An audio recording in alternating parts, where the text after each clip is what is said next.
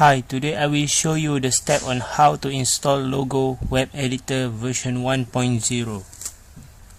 Extract the file and go to the installer and select your operating system and choose your system type of your operating system.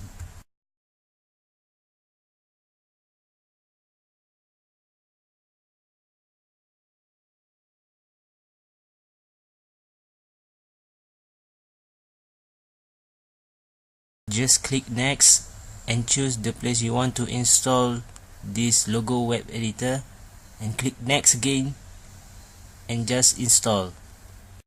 Just wait for the installation to be complete.